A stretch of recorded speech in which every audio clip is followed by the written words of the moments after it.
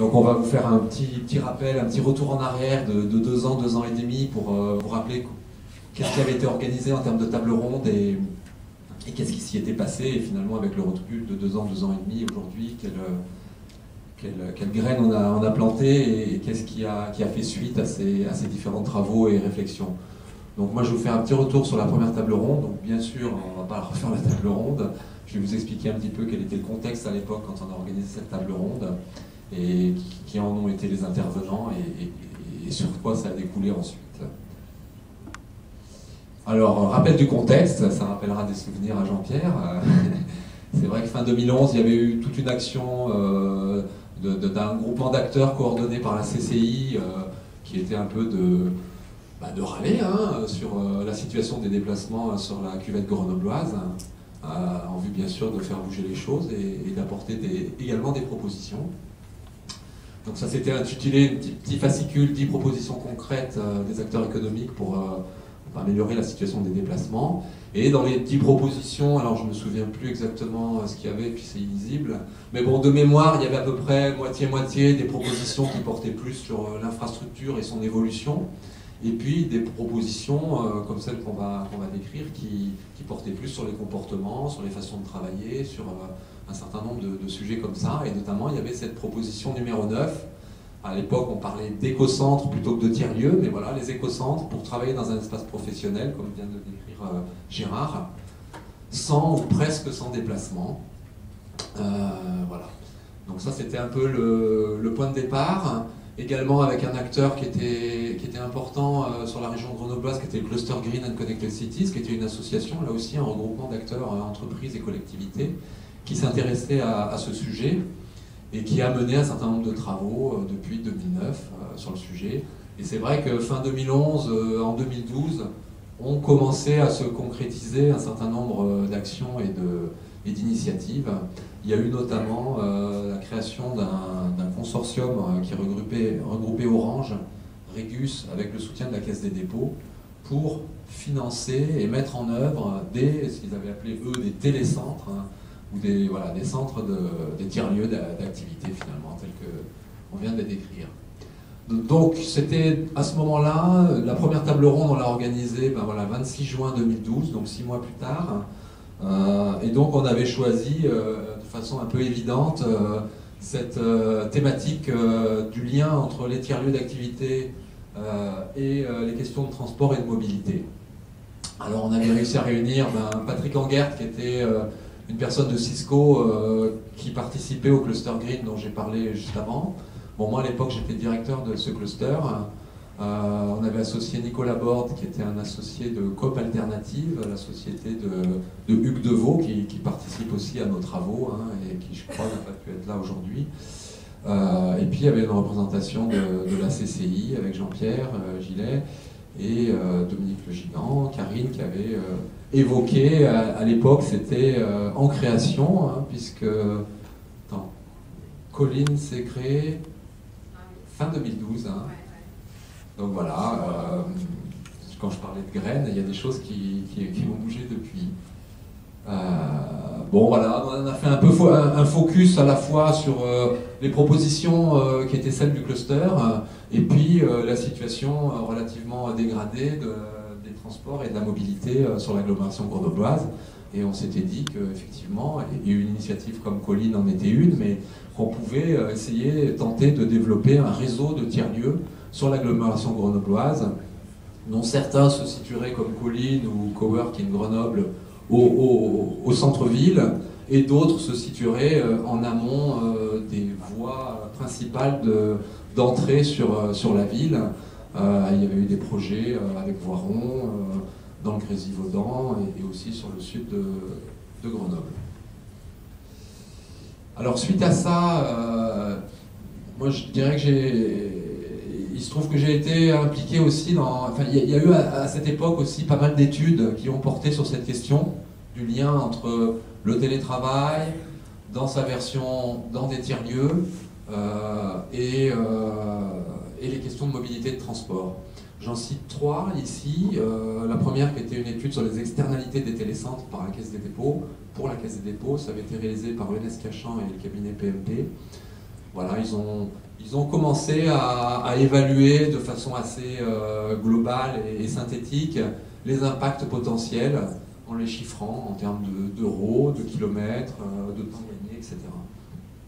Ensuite, il y a eu une étude, et c'est celle-ci à laquelle j'ai participé, qui a porté, donc qui était commanditée par le Commissariat général à l'égalité des territoires, le CEGET, c'est l'ancienne DATAR, et ça portait sur les opportunités des territoires à développer le télétravail, et on nous a demandé de construire finalement une sorte de modèle d'évaluation des impacts du télétravail et des tiers-lieux.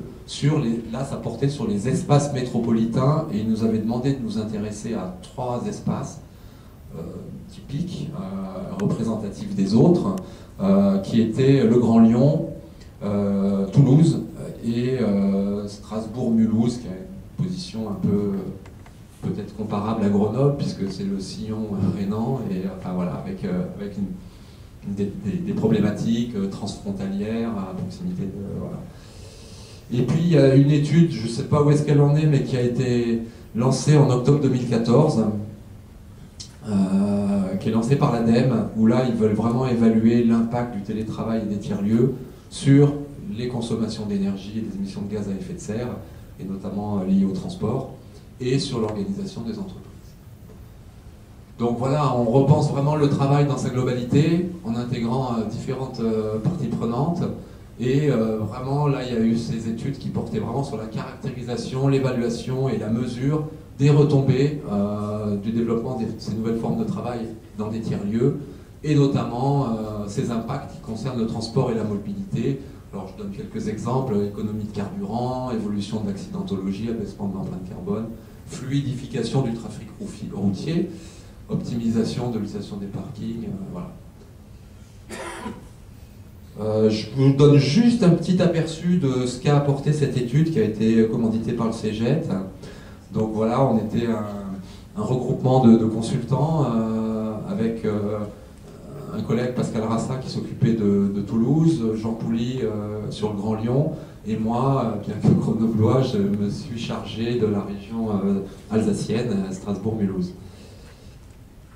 Et j'en reparlerai un tout petit peu plus tard dans la soirée, donc je vous décrirai un peu plus, mais l'objectif c'était d'avoir une sorte d'outil. On imagine un portail national, télétravail.gouv.fr, et les acteurs se rendent sur ce portail, ont une visualisation des différents espaces métropolitains français, je crois qu'il y en a une petite quinzaine, et ensuite choisissent bien sûr celui qui les intéresse, et ensuite ont accès à un certain nombre de modèles d'évaluation des impacts, un modèle territoire, un modèle employeur, qui a un certain nombre de salariés qui pourraient bénéficier de ces apports et de ces nouvelles façons de travailler, et un modèle employé, donc salarié ou utilisateur d'un tiers-lieu. Voilà, donc là, bon, là je décris juste un petit peu la démarche qu'on a eue dans le projet. On a à la fois analysé les accords cadres sur le télétravail, on a mené des entretiens avec des grands employeurs, et puis des réunions de travail avec les acteurs sur chaque territoire, une enquête aussi par Arif Interactif sur des personnes, selon qu'elles connaissent ou non le télétravail, et qui ont été un peu testées sur ces apports. Et puis ensuite, on a construit cette matrice d'indicateurs, dont certains seront mesurés, et d'autres seront plutôt des indicateurs qualitatifs, on va dire, et qu'on intégrera dans un outil de sensibilisation avec des verbatims, des vidéos, des entretiens avec des personnes qui font part de leur expérience sur tel ou tel indicateur en termes de bénéfices. Voilà, juste là je vous montre le modèle territoire, hein, avec 4 groupes d'indicateurs, des indicateurs de potentiel. Alors quand il y a des étoiles comme ça, bleues, ça veut dire que ces indicateurs, on les estime, on les mesure, on les évalue. Alors que quand il y a un petit drapeau vert, c'est plus des choses qualitatives qui sont données dans l'outil. Donc là, on évalue finalement le potentiel de télétravailleurs, le potentiel de tiers-lieux sur le territoire. Après, il y a des indicateurs économiques sur, bien sûr, les gains économiques du territoire, garder de la population, même développer la population, parce qu'il y aurait des tiers-lieux sur un territoire, donc ça pourrait attirer des gens qui viendraient travailler dans ces lieux. Donc un gain en emploi, de la relocalisation d'activités, de la consommation supplémentaire, bien sûr, parce que les gens restent sur le territoire pour travailler, de la fiscalité locale, de la création d'entreprises, prix de l'immobilier. Voilà, et le gros pavé, c'était quand même effectivement les indicateurs liés à la mobilité. Et puis un dernier pavé qui est les indicateurs liés à la qualité de vie, avec le temps gagné, réinvesti localement, les accès aux services, le maintien des équipements. Et donc, puisque je parlais de la mobilité, dans cette première table ronde, on a essayé d'évaluer finalement, à partir du potentiel de télétravailleurs, le nombre de navettes, domicile-travail évité, qui sont ensuite convertis en distance, en temps, et donc en coût au final, pour avoir une mesure assez globale de ces impacts. Voilà, je vous donne un exemple sur le Grand Lyon. Après, derrière, on a une grosse moulinette qui calcule tout à partir d'un certain nombre de données de l'INSEE. Donc voilà, sur le Grand Lyon, on est à 14 millions de navettes évitées par an, voilà, un gain de 240 millions d'euros annuels et 54 000 tonnes de CO2, ce qui est quand même pas négligeable. Bon, avec un certain nombre d'hypothèses qui ont été faites sur les pourcentages de télétravailleurs, etc. Et puis là, on avait fait un petit scénario sur la ville de Lyon, enfin sur le Grand Lyon, en se disant, sur une journée de la semaine, bon, avec des hypothèses sur le nombre de télétravailleurs qui seraient sur cette journée, etc., etc. Et on arrivait à, résultat, 17 000 voitures finalement en moins, donc une fluidification du trafic routier sur le Grand Lyon, sur cette journée du vendredi. Bon, ça reste très théorique, et voilà, mais ça donne aussi des ordres de grandeur qui permettent ensuite aux décideurs de prendre des mesures. Alors, je passe là-dessus. Donc, et Grenoble, bon, moi, j'ai participé à la construction de cette moulinette et de ces calculs, et on l'a testé sur Strasbourg, Toulouse et Grand Lyon, et donc j'ai pas résisté à la curiosité de regarder ce que ça donnait sur Grenoble. Donc sur Grenoble, voilà, ça donne, en fonction des chiffres, de la population active, etc., 2 millions d'heures gagnées, 80 millions d'euros économisés et 20 000 tonnes de CO2 économisées sur une année. Voilà, c'est le pendant de ce qu'on avait tout à l'heure pour le Grand Lyon avec 54 000 tonnes, là on a 20 000 tonnes. Voilà. Voilà, donc c'est très futuriste, ça a été travaillé par une de nos stagiaires. Donc Karine Pouliquin, je suis donc effectivement à la fois consultante dans le domaine des ressources humaines, de la RSE et plus largement de l'innovation sociale. Et je suis à l'origine aussi de la création du premier espace de coworking qui s'appelle Colline à Grenoble, avec 2 associés. Donc voilà, un territoire d'expérimentation du travailler autrement pour les indépendants, mais plus largement aussi par rapport à des enjeux sociétaux. Voilà, donc j'avais animé ce sujet du télétravail, puisqu'effectivement, moi j'interviens assez régulièrement auprès des entreprises sur la question de la RSE, et on s'est aperçu qu'effectivement, la question du travail à distance, mise en place dans de bonnes conditions, venait répondre à un certain nombre d'enjeux et de difficultés que connaissent aujourd'hui les entreprises. Voilà, donc on va déployer ça ensemble au travers de cette présentation, et puis voir le lien entre effectivement le télétravail, puisqu'il est aussi, je dirais, beaucoup perçu avec des stéréotypes et des idées reçues. Quel lien entre le télétravail et les tiers-lieux, même si on en a une petite idée après les éléments que nous a donné Laurent Coussaudière. C'est certain que le tiers-lieu, les mobilités, le télétravail, on va régulièrement dire des choses qui se recoupent, hein, voilà. Donc tiers-lieu, télétravail, travailler autrement. Donc la typologie du travail, effectivement, elle prend plusieurs formes. Le travail peut s'exercer de manière indépendante, de manière mobile ou de manière salariée. Pour le télétravail, effectivement, si on rentre un petit peu dans le détail, de quoi parle-t-on ? C'est une forme d'organisation du travail ou de réalisation du travail utilisant les technologies d'information, toujours dans le cadre d'un contrat de travail quand on parle de télétravail. Le travail a évolué effectivement au cours de ces dernières décennies. Ça a été permis effectivement par les avancées technologiques et par le fait que le travail peut s'exercer aujourd'hui à distance grâce à des nouveaux moyens de connexion. Donc tout ça participe à des mutations et je dirais à des possibilités d'imaginer effectivement la mise à distance du travail. Et voilà. Donc, les modalités, effectivement, du télétravail, et ça, quand on travaille en partenariat avec des entreprises sur ces questions, c'est très intéressant d'imaginer de quelle manière ça sera la bonne forme d'exercer le télétravail. Et souvent, c'est à temps partiel, c'est-à-dire passer du temps dans son entreprise et passer du temps à distance. Et on verra après que ça peut s'exercer chez soi ou dans un tiers-lieu. Il est certain que toutes les activités ne peuvent pas se télétravailler, mais une très grande partie. Et elles doivent pouvoir être effectivement mesurables. L'idée, c'est d'être toujours basé sur du volontariat double, c'est-à-dire qu'il faut qu'il y ait une volonté du salarié, mais également de l'entreprise, qu'on essaye, voilà, on met en place des expérimentations, on voit qu'est-ce qui marche pas, qu'est-ce qu'il faudrait réajuster, et que tout ça est réversible. Voilà. Donc le télétravail en chiffres, c'est 17% environ de la population en France qui télétravaille, soit 4,3 millions de personnes. En général, plus d'une fois par semaine en dehors du bureau. 79% de ces gens le font à domicile et 22% dans des espaces de travail partagés, tiers-lieux, espaces de coworking, télécentres, voire espaces moins professionnels, si on peut le dire. Le profil du télétravailleur, donc on a, alors là on a remis la catégorie des indépendants, mais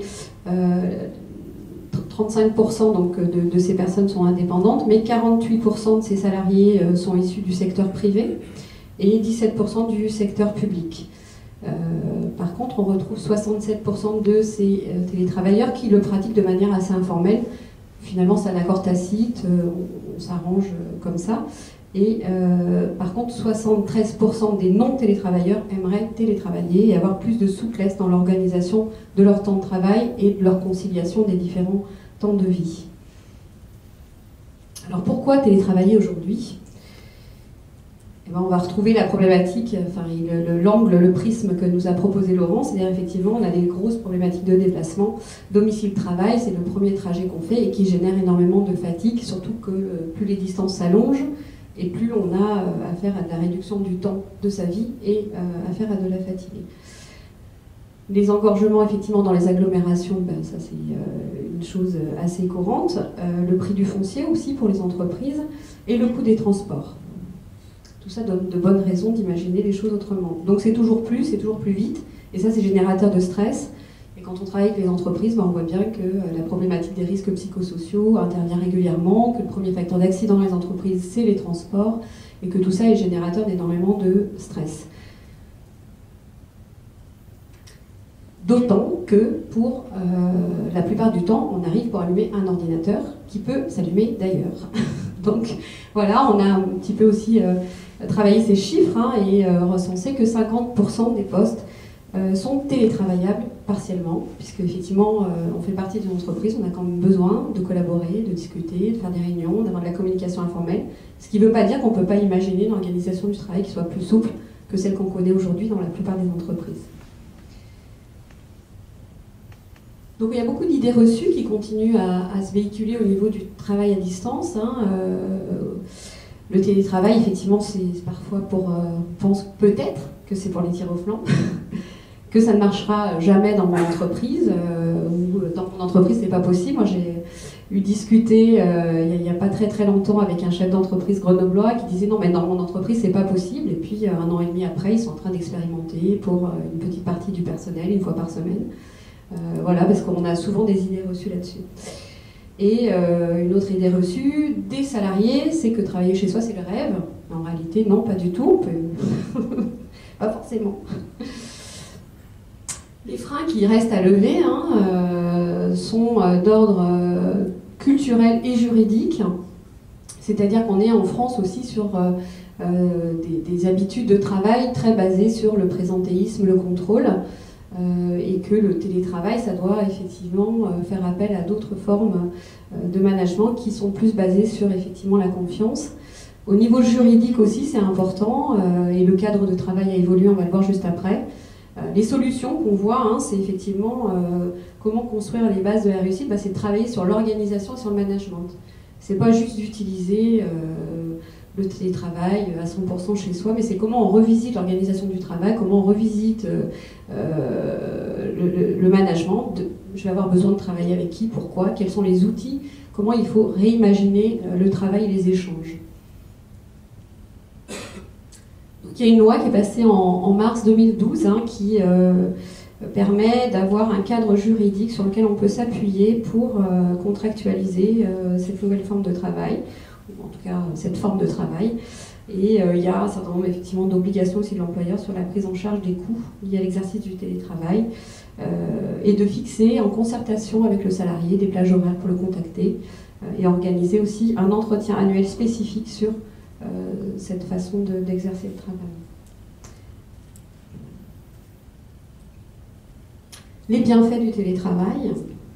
Donc pour l'employeur, finalement, on s'aperçoit, et là aujourd'hui on a un peu de recul par rapport à ça, il y a des études qui ont été menées avec l'ANACT, l'Agence nationale d'amélioration des conditions de travail, sur des centaines d'entreprises qui avaient mis en place des actions de travail à distance, et finalement les salariés sont plus productifs et plus motivés. On constate finalement moins de retard, moins de fatigue, moins de stress, et un impact sur la santé qui est extrêmement positif. Et qui stimule, puisque finalement le salarié se dit en plus on me fait confiance. Il y a des économies qui sont importantes parce que quand on le fait sur la durée et à grande échelle, on peut effectivement optimiser les locaux et que notamment nous à Grenoble c'est le cas, il y a beaucoup de gens qui transitent effectivement des différentes agglomérations voire montagnes et que du coup il y aurait moins de bureaux en centre-ville et les loyers sont plutôt élevés. Les bénéfices pour le salarié, c'est effectivement pour lui, donc je l'ai dit tout à l'heure, c'est gratifiant, c'est motivant, il y a aussi moins de stress, donc on gagne du temps et on gagne de la motivation et on gagne également du pouvoir d'achat. Voilà, donc ça permet de résoudre un certain nombre d'équations autour de l'équilibre de vie et finalement de mieux organiser son travail. Voilà, des fois quand on sort de l'entreprise 2 ou 3 jours par semaine, on s'aperçoit aussi qu'on est moins dérangé, qu'on est plus productif et puis qu'on réfléchit à comment on va mieux organiser son travail. Donc il y a des temps dédiés à la concentration et un dialogue finalement plus ouvert avec le management. Voilà, les entreprises sont face aussi à des enjeux. Alors la RSE, c'est effectivement la partie environnementale. On a vu juste avant la partie humaine, puisque c'est aussi qu'est-ce que je produis vis-à-vis de mes salariés comme conditions de travail, mais c'est aussi quels sont les impacts que j'ai sur l'environnement. Et forcément, si on fait moins déplacer ses salariés, on a moins de pollution, il y a moins d'embouteillage dans les agglomérations et il y a moins de dépenses énergétiques.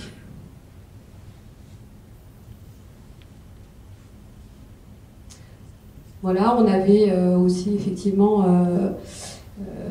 fait des retours sur comment ça pouvait s'organiser dans de bonnes conditions justement. Et c'est ça qui change tout.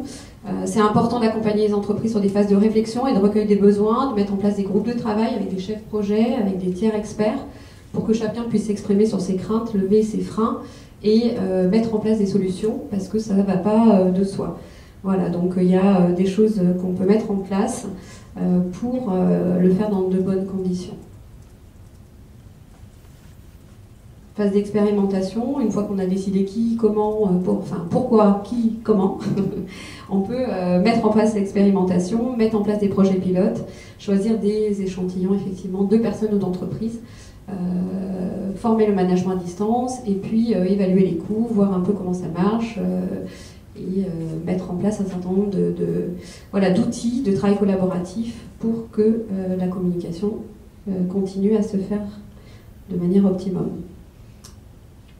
Voilà, donc il y a des régions, des départements qui ont mis en place des dispositifs d'accompagnement pour développer le télétravail et les tiers-lieux. Voilà, parce que c'est vrai que c'est conjoint. Enfin voilà, il faut que les deux se développent en même temps pour qu'il y ait des conditions de réussite importantes à l'échelle d'un département ou d'une région. Donc nous, on avait fait intervenir aussi avec la CCI effectivement des acteurs témoins comme Atos, Altaï Network, pour montrer des témoignages d'entreprises qui se sont emparées du sujet et qui effectivement aujourd'hui peuvent faire des retours d'expérience, partager et dire oui ça se passe bien, voilà ce qu'on a fait, ce qui a moins bien marché, qu'on ne refera pas, etc. Voilà, donc le tiers-lieu arrive à ce moment-là, comme un levier aussi pour le télétravail, puisqu'on a vu les avantages et pourquoi c'était important. Ça permet aussi de lever les freins côté salarié. On n'a pas toujours un environnement personnel qui est compatible avec le télétravail. On peut avoir un domicile inadapté, ne pas avoir envie, on a peur de l'isolement, voire ne pas avoir une bonne qualité de connexion Internet, et ça c'est notamment le cas dans les territoires ruraux ou sur les projets qui ont lieu en ce moment dans le Vercors, sur des tiers-lieux en cours de création. le tiers-lieu permet de connecter un endroit plutôt que toutes les maisons des individus.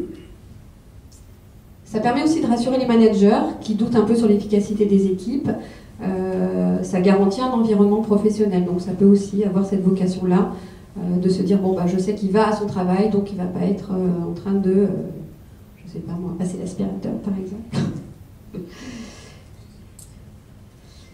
Voilà, donc les tiers-lieux, ça permet effectivement de travailler autrement, de travailler différemment, plus près de chez soi, soit chez soi, soit près de chez soi, et c'est un peu l'objectif. Voilà, donc c'est des tiers-lieux pour les salariés, et ce qui est important, c'est effectivement de pouvoir mailler les territoires et avoir des réseaux de tiers-lieux pour que ça devienne vraiment efficace et que tout le monde puisse en profiter et en bénéficier.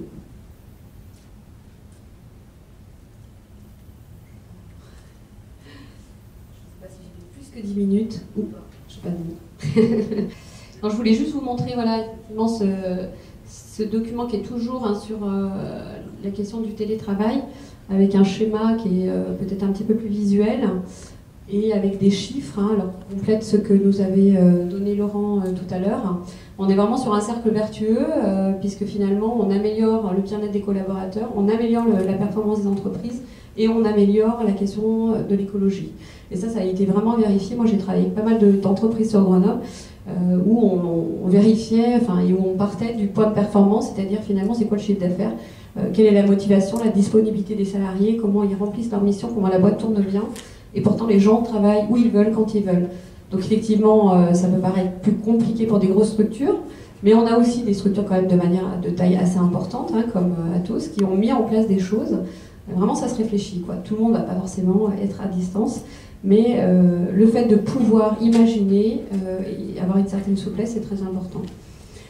Donc, en moyenne, c'était des calculs qui ont été faits en France, c'est 37 minutes de vie de famille ou de loisirs en plus, c'est 45 minutes de sommeil, et c'est 96% des gens qui l'ont expérimenté qui sont satisfaits, que ce soit des managers ou des collaborateurs. C'est 144 arbres qu'on peut économiser, qu'on peut planter.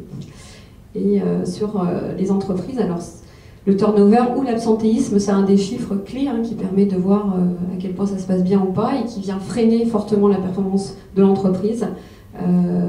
75% de baisse de l'absentéisme pour les entreprises qui mettent en place effectivement la possibilité de télétravailler. Voilà, c'était des chiffres complémentaires.